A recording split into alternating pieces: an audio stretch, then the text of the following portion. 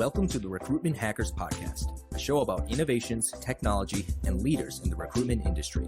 Brought to you by Talkpush, the leading recruitment automation platform. Hello, welcome back to the Recruitment Hackers Podcast.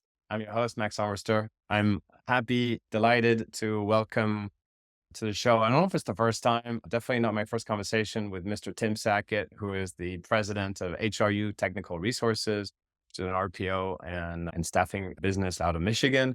Tim Sackett is also the author of the Tim Sackett Project, a newsletter which has been running for as long as all of you listeners been around.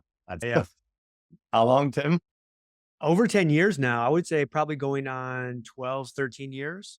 Like during not every day, like Monday through Friday. So that makes sense now, because you were one of the first people to respond to me when 10 years ago I launched Talkpush. I wanted to get free press and nobody would answer my emails, but you did. That's because we're brand new back then.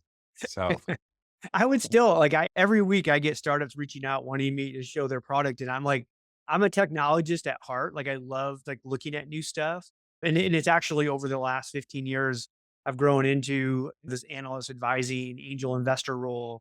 And so I tend to look at more tech now than I even did back then. So it sucks you in. And the pace at which this technology is evolving is increasing. So there's no time to get bored. But I think it's anybody who's listening and who hasn't read your newsletter should get on that as the first order of the day, because it's a great read. Today, I invited Tim to come and have a conversation with somebody who he hasn't met before, Sam, the AI recruiter.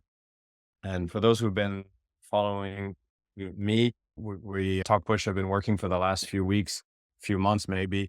Now, I don't know, I can't keep track of time anymore. Things are speeding up so much, but we've been working on the first generative AI voice recruiter. And what Sam does is it really uses generative AI to not only do the interview, but also do so in a way that doesn't create an additional workload for the recruiter.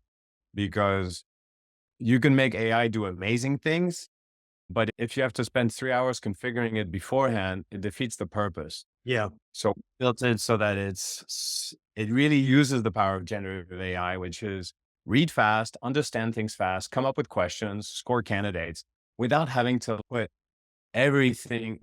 define everything ahead of time. I think, Tim, maybe you can comment on that, whether sometimes in HR and in TA, we have an excess of caution, which kind of makes wonderful tools like GPT available to us, but we're afraid of using them because what if they get it wrong one time out of 100?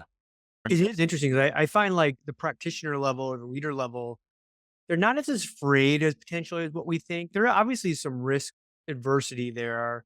They're really more of, they just don't know how to use. They want to try it. They want to see, but no one is telling them hey, here's exactly what to do. It was funny. I'm speaking at a conference in New York at the end of August, and the guy that signed me up was like, hey, we want you to talk about AI, but I want really high level because these are leaders and they already get what AI is. And I'm like, no, they don't. No, they don't. None of us do. And so we literally sent a questionnaire out to all these leaders that were going to be there. And they were like, oh, hell, we don't know anything. Yeah, no, we need to start right here. Stop trying to talk over our heads. And that's what we tend to do. We believe that the practitioner from a technology standpoint is way more savvy than what they really are. And that's not a knock on practitioners. They're literally trying to do the job. They're fighting fires every day. They don't have the time like you and I have to really dig in deep on the technology to understand it at a different level. And so I think we talk over their heads way too often. I'm definitely guilty of that. We all are. Yeah. Definitely guilty of that. But I have to say, pitching Sam has been very refreshing for me, because the last 10 years, as I've been talking about conversational AI and automation and recruitment process automation, and these buzzwords and phrases, these are a mouthful to sell. Now, all I have to do is tell them we have a robot that can interview your candidates over the phone. That I can speak to a 5-year-old, maybe not 5, maybe a 10-year-old, they would understand what we have to offer. And so that's nice. It takes away a lot of the buzz. It does immediately put a little bit of fear in the eyes of the listener if they're a practitioner themselves, of course, concern, all kinds of questions. But maybe for the sake of this exercise, I thought we could start with the interview. You talking to Sam, and then you give me the questions afterwards. Yeah, Is yeah, that good? yeah. Okay. Okay, great. So for this demo, we're going to start from scratch and I'll show you how to get started. So here I have my dashboard for Sam, and I can add a candidate for a job. So I've already uploaded your resume, Tim, and I Okay. put your phone in that resume. So I'm going to just put it there. Where's your resume? Should be here. Tim Sackett resume. Boom. I love this on the fly demo. This is perfect. It shows how, hey, does this thing really work and how easy it is? Yes. And it does increase my heart rate a little bit. Oh, I bet. Yeah. It's amazing. So this is how every demo should run. I've got a few positions that are listed here. Maybe we can pick one of those, or if you want, we can create a new job just for you. Yeah. I would do head coach, Los Angeles Lakers. Oh, okay. Okay. Let's create that job opening. Who's the current head coach? That's a great question. Does anybody know? It's LeBron James, really, but there's a different coach named, but. Okay. I need a job description. So what I'm going to do is I'm going to ask my buddy GPT here to come NBA head coach job description. Yeah. Yeah. And job description, please. I always say please when I talk to GPT. Oh, you need a head coach in there. Oh, yeah. Thank you. Are you an LA Lakers fan? Yeah, I would say probably more of a Warriors fan, but there's no way I'm replacing Steve Kerr. So You got to be realistic here. Yeah, come on. I always tell people, like, this is my kind of go-to, and I've done this for years, where people call you about jobs, and I run my own company, so I'm not looking for a job. But then someone always asks you, what's your dream job? And I always say head coach, Los Angeles Lakers. That's the one job I would leave for in a heartbeat. I would leave really for any NBA job. Let's be honest. How tall are you, Tim? Oh gosh, I am not tall. Qualified. I don't, but I don't think you have to be a great ball player to be a great coach. That's the difference. No, I'll go back to my guys like Tom Izzo at Michigan State. Even though he did play college basketball, he's like literally shorter than I am. So we've got the job description. Now, notice that I did not include interview questions in there. I let AI decide what it's going to interview you on. And Perfect. What will happen, it's going to look at the skill sets required. It's going to look at your resume. It's going to figure out, if there's some obvious hits where you're obviously qualified, it might not ask you about that. Yeah, I should have zero qualifications for this job, so it'll be interesting. No, that's not true. No, because you have to be able to hire, scouting and recruit. That's not there. So it's going to call you on your phone. Keep your phone handy. It's going to call you in the next seconds. And if you could put it on speakerphone, and I'll shut myself and stop sharing the screen and see how you do in this interview. And good luck. I hope you get it.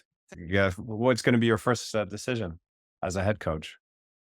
I'm getting rid of LeBron. He's dead weight. He's holding us back.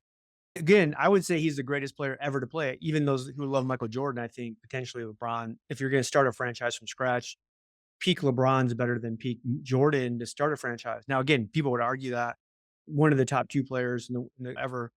But now at 41, he's just a drag on whatever franchise is out there. That call's not coming in? No, because I think he's determined. Look, it's a smart AI. If Sam's super smart, he's going to be like, I'm not calling this guy because he's unqualified. Like, he applied. It's like when we have those people like you, like, oh, I need a nuclear physicist. And like some guy from Home Depot applies. You're like, dude, you don't even have the education or the background. I'm not going to call you. I have just pressed the button to initiate the call. Now I'd forgotten to press the button. So Did you use the right number? I gave you two. One had wrong number. No, I think you'll be getting the call imminently now. I'm more impressed now with the Sam Recruiter AI than before even using it. Oh, it's calling me. Damn. All right. From Georgia, it was California, Palo Alto. Hi, I'm Sam, an AI recruiter from Talkpush. Am I speaking to Tim Sackett? Yes, you are. Great. I'm happy to have the opportunity to speak with you, Tim. I'm calling you because you applied for the head coach position for the LA Lakers at Talkpush. How are you today? I'm doing good. I'm glad to hear that. Do you remember applying for the position? Would you like me to refresh your memory about the role? or do you have any questions about it? No, I do remember it. Perfect. I'd like to take a few minutes to learn more about you. Do you have a few minutes to continue the conversation? I do. Thank you. Just to let you know, this conversation will be recorded for recruitment purposes. Do I have your permission to proceed? Yes. Great, let's get started. The job description requires extensive experience in coaching basketball, preferably at the NBA or professional level. Can you elaborate on your basketball coaching experience and how it aligns with this requirement? Yeah, I ran a highly successful 8 and under basketball program back when my sons played. We went multiple years without ever losing a game. And I contribute that mostly to my being able to source, recruit great 8-year-olds that were above the other 8-year-olds in our community. Noted. Player development is a key responsibility for this role. Could you provide specific examples of how you have successfully developed players in your previous roles? But yeah, I go from the Bob Knight school of thought. I like to really drive our players to be their best. Sometimes that includes, but you have to push them a little bit and really get aggressive and get in their face and make them believe they can succeed more than they themselves believe. Understood. This position requires strong leadership and communication skills. Can you share some instances where you demonstrated these skills effectively in a similar context? I remember one game specifically where it wasn't going our way.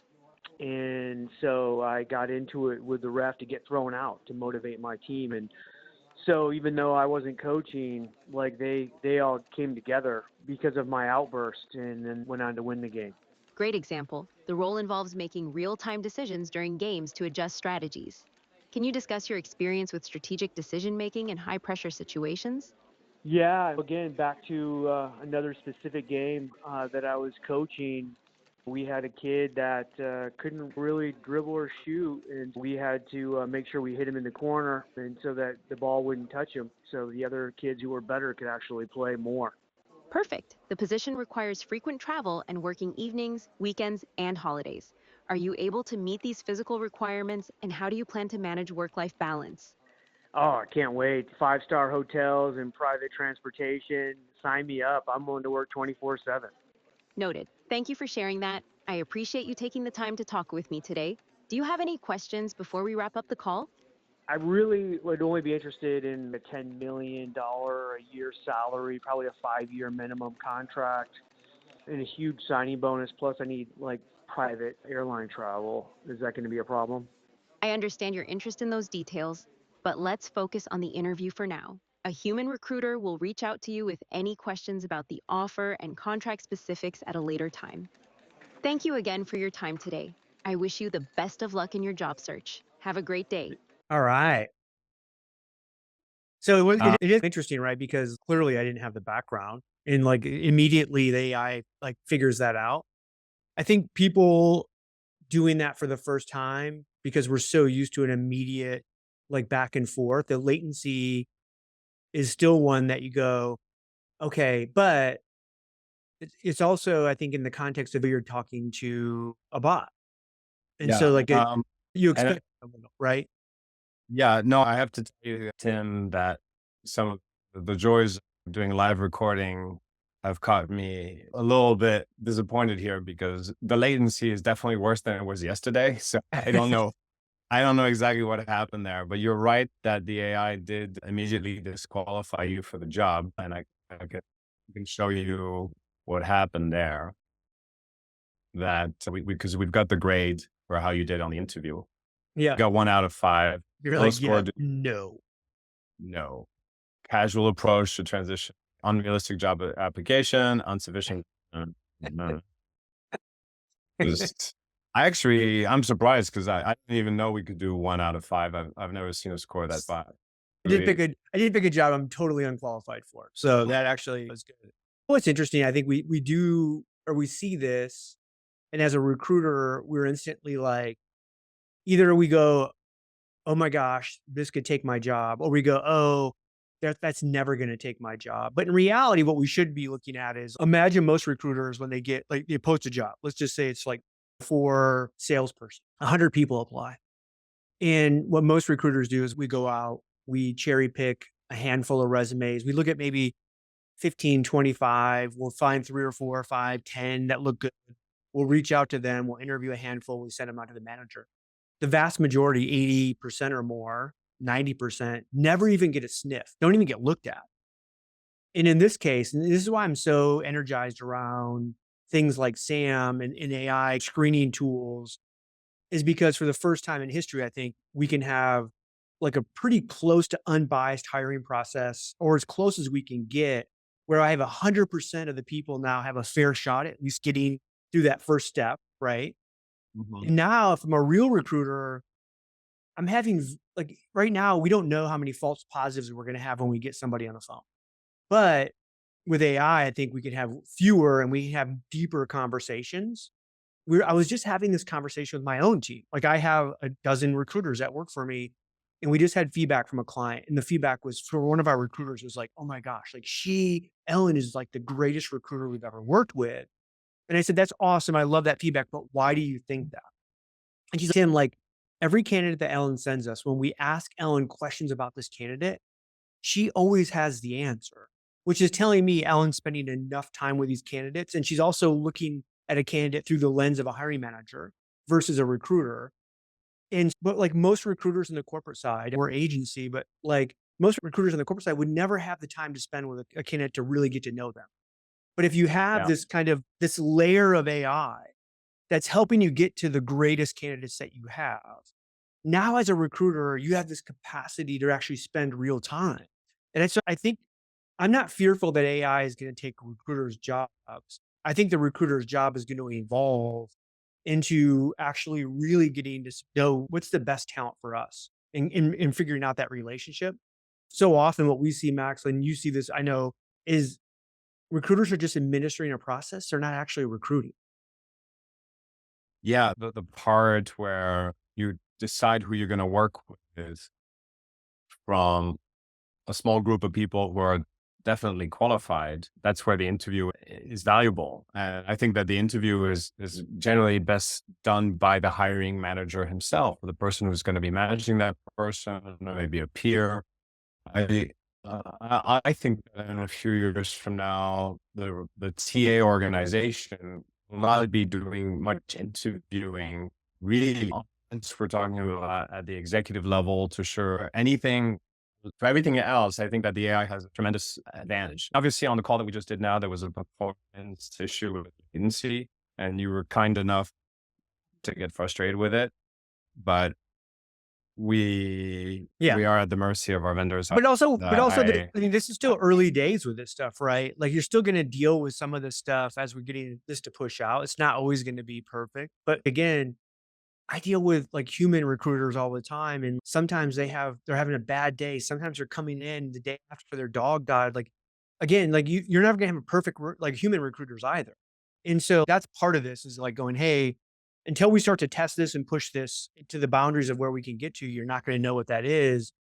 Technology can only run so fast. And it's amazing that it's to a point where it is. And I understand there were some latency issues on the like cell coverage and stuff like that we have today, and it's going to get better. And I've heard obviously examples of this that where you can almost not tell that there's any latency there, or it's very minute. And that's just going to get better and better. There's going to be a point where you and I are going to have a conversation with AI bots, whether it's customer service, recruiting, all the things in our life that we have to have conversations about.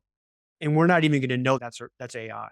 It's like you said, you go, hey, would you rather hear an American voice than an English voice, or a male voice to a female voice? You know, I think that's the most amazing thing, because that's the other piece that we don't like. Here's what we know in recruiting. If I'm a white male and I'm interviewing another white male, that's my same kind of education age, I'm almost always going to be more connected with that person because we have shared experiences. If I'm a Black female, by the way, I'm also going to have more shared experiences with another Black female. And so from a recruiting standpoint or a hiring standpoint, if I can figure out, so let's say the resume that I'm going to interview is an Indian female with a PhD. What better than an AI interviewing her who's also another Indian female with a PhD, right? You can match persona. So instantly they're comfortable and they're more comfortable, right? Which is why I immediately wanted to interrupt you and say, wait a minute, don't do the English girl, because I can change her voice with one flick. But I I do, find and it, also you can match energy levels, right? So I think the AI can immediately pick up. And again, this will be built out. I'm not saying that you have this now, but we can foresee that there's going to be a time where the AI can immediately match energy, match persona, match whatever. And what happens then is it's easier to pull that person in and make them feel more comfortable and really understand what they can do. yeah, absolutely. Just to show the audience here if they're logging in, Yeah. they're seeing YouTube, that we can indeed change the English from the English accent from to an American English, female voice or male Yeah. voice. We're going to add a lot of those over the coming weeks so that we can cover as many options as possible. And about your point about matching the energy level, we had some funny tests where the LLMs are already naturally geared towards trying to match the energy level. And sometimes if you say something like, "I'm really happy to talk to you," you would have some hallucinations where the LLM would say, "Yay." I am too. So we're putting guardrails around that kind of behavior at the moment. It doesn't I do happen think very it is funny when you're testing and like working with these, because I've seen some that I've been able to play with like in beta, and they're like, "Hey, try to break it," and you're like, "Hey, Sam, you sound super sexy. What are you doing later?" And having it be able to steer back to the conversation of saying, "I appreciate that, but I'm here for professional conversation." It's hard to really take these things off their agenda. That's what they're designed for. And people, it's the fear factor of like somehow that's going to say something that you don't want it to say. And then you realize this isn't a real person or a robot thinking on its own. It's a software program designed to do one thing: interview candidates. And it can't do anything besides do that. It can't also start having a sex conversation. It just isn't built that way. It's not designed that way, It has an end goal.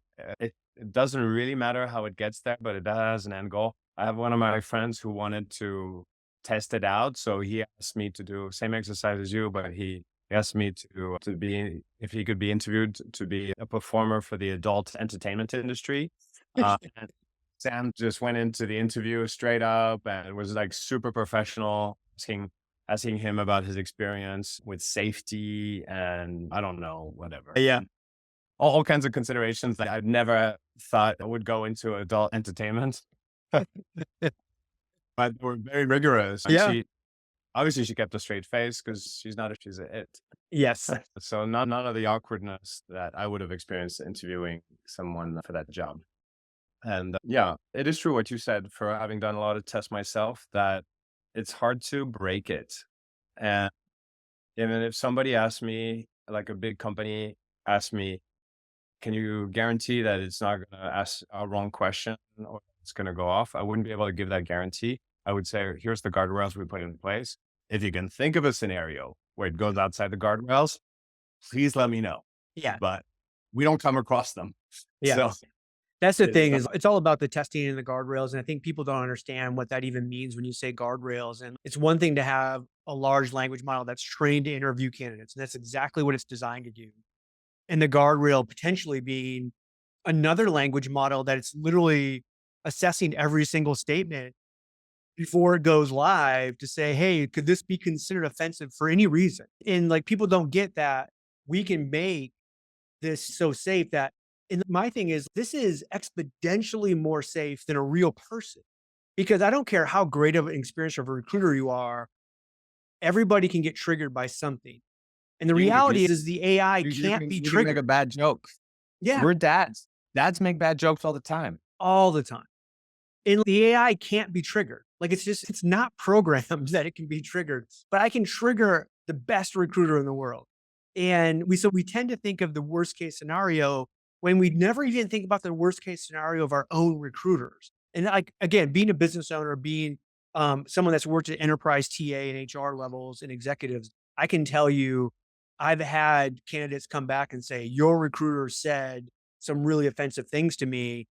And it's a he said, she said investigation, blah, blah, blah. And I can't prove it unless we were recording, which then we weren't. With my AI, I can actually go, "Hey, I have the full transcript. They never said that to you. Here's what was actually said. We have it in writing, like blah, blah, blah. We have the recording." Like it's so much safer. And that's why I think it's funny that we freak out from a legal compliance perspective that we're afraid of the AI and what the AI might do or what that AI might say. Yeah, it is a moment in history, I think, that will pass, and people will just say, did we really think that what's her name could sue OpenAI for using a voice that sounds like her? Yeah. Did we really think that the AI was going to ask more dangerous questions than a human recruiter? Like, it would just be funny in hindsight. It will be. There's a lot of this stuff that we'll look back and go, I can't believe that we thought that was the most important issue. Yeah. Or even like the people that are fearful that like the AI is somehow going to launch nuclear weapons and they don't understand what it is at that. Right. It's not sentient yet. It doesn't think by itself. It doesn't have its own decision-making authority or ability. And that's the issue. And what we discovered today is the other issue is that it just doesn't do it fast enough, because we're telling it what to do, but just do it a little bit faster. That's the first feedback I'm going to give Sam after today's session. It was faster yesterday and it'll be faster tomorrow. So you just got on a slow day. I'm sorry about that. Hey, we all have those. Like next time we will do it in the afternoon, when Sam has her coffee and she'll be fine. Yeah, perfect. And thanks for taking the time to talk to her. I'll send you the recording. Sorry you didn't get the LA position. It's a dysfunctional organization anyway, so you're better off.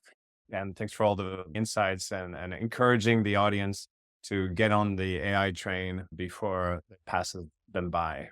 All right. Love you. Thanks for having me, Max. Thanks, Tim.